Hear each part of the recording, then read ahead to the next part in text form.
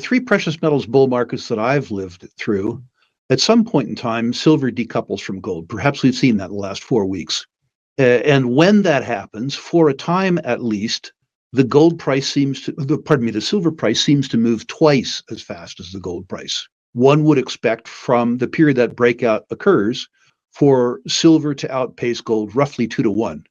Therefore, if you believe that the gold price for the balance of this bull market goes up 300%, it would not be out of line to speculate that the silver price could go up 600%.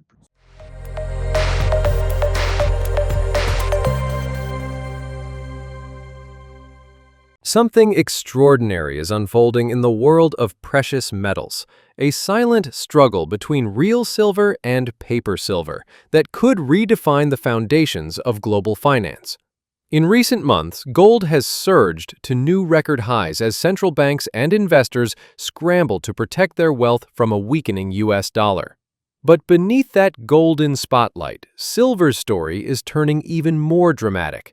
Veteran investor Rick Rule describes the silver market as one of the most dangerously leveraged systems in existence today, a place where roughly 200 paper ounces are traded for every single physical ounce available for delivery. That's not a small imbalance, it's a staggering 200-to-1 ratio. According to Rule, such a structure is unsustainable. The moment investors begin demanding actual physical silver instead of paper settlements, the entire system could unravel. And the warning signs are already emerging. Around the world, silver shortages are becoming more frequent. In India, exchange-traded funds have even paused new share creations due to a lack of physical supply. The question now is simple: what happens when the paper illusion collides with physical reality? That's what we'll explore next, as Rick Rule explains how this extreme leverage could trigger one of the biggest silver surges in modern history.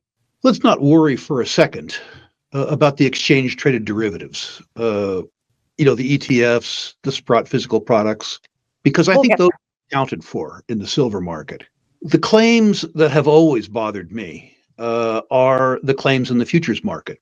It is not uncommon for the daily volume of futures obligations in the silver market, the daily volume, to exceed by a factor of 200 times, not 200%, but rather 200 times the amount of physical silver available for good delivery. This is an extremely, extremely leveraged market. Now, virtually all of those claims, until very recently, cash settled, which is to say they weren't held for maturity. They were rolled over, whatever happened.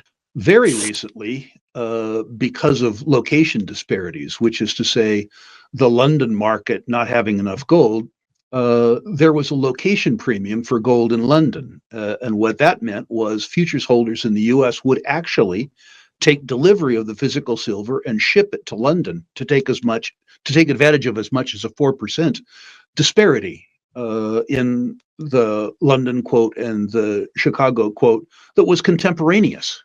A 1 day 4% premium.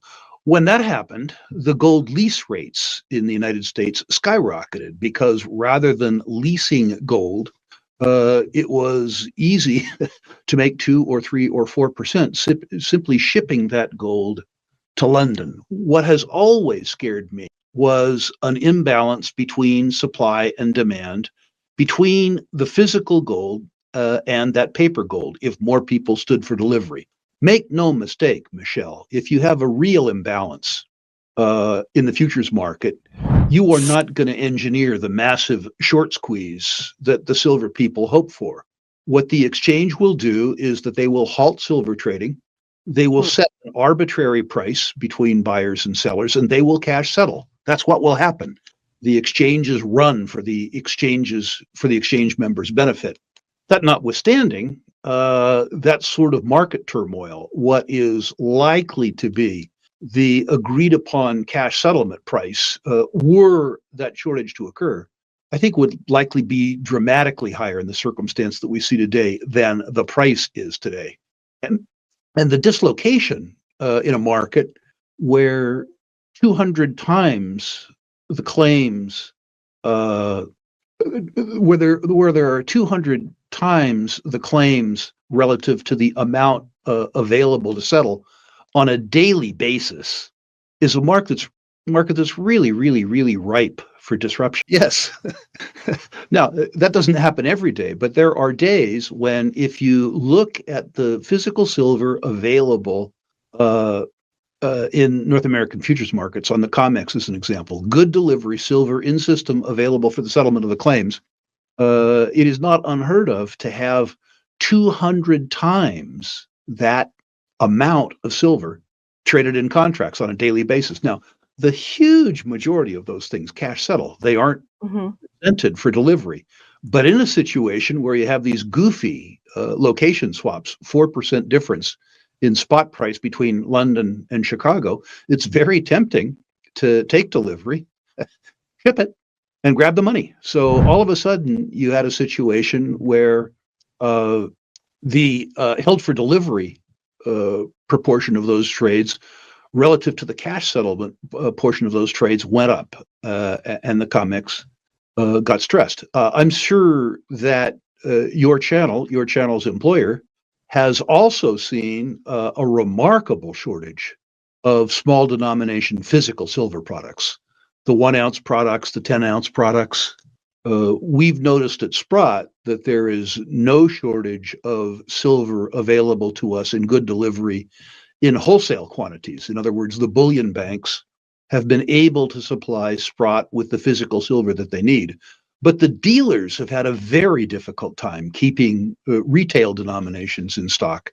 They've also had a very difficult time hedging their silver inventories and leasing silver inventories to make available inventory to their clients on a short-term basis. There's been a dramatic turmoil in the silver market. Your own sponsor being one of the few that seems to have been able to stick handle their way through this crisis in good order and service their clients. I've never understood it, first of all. The idea that the price of a substance should be dependent on its relative abundance or scarcity in the Earth's surface doesn't make any sense to me. It's a good way to generate commissions or sell newsletters, but that ratio doesn't go to utility. It doesn't go to production cost. It doesn't go to stock versus float. The idea that silver should be, or that gold should be 16 times more valuable than silver because silver is 16 times more abundant in the Earth's surface doesn't explain much to me. People pay a lot of attention to it, and I think it's actually become a factoid. I think that when people quote that number, they actually impact the market's perception and the market's action. I'm just not sure why the statistic is valuable. If you like our video, please subscribe to our channel for more insights.